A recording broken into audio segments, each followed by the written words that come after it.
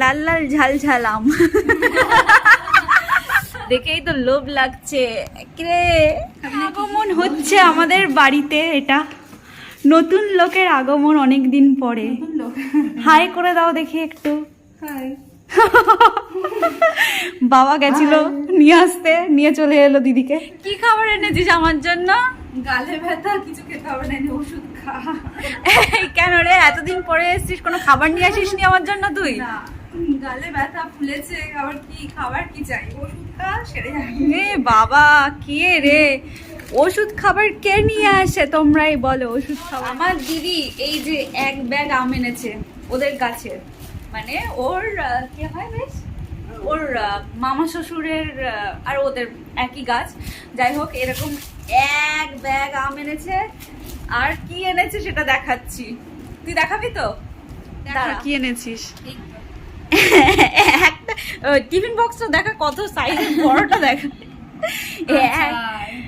এক গামলা আচার, দেখেই তো লোভ লাগছে।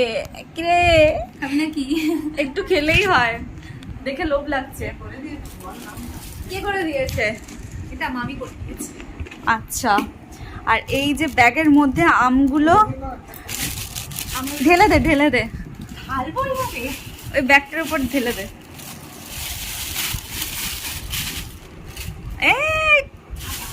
বড় বড় আম, পুরো গাছের পাকা পাকা আম।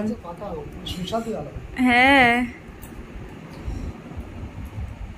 দোকানের মতো নয়, দোকানের থেকে ভালো। এই দেখ, মুখটা দেখ, লাল দেখি, ওয়াও কি সুন্দর দেখতে রে, লাল। মুখটা পুরো লাল লাল, লাল লাল ঝাল ঝাল আম।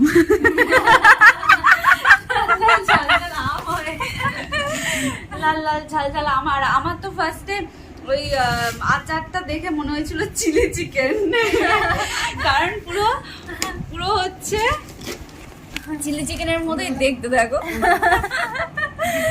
Chilli chicken. ও, আবার বাবা বলছে মার জন্য পাটালি এনেছে, মার প্রিয় খাবার,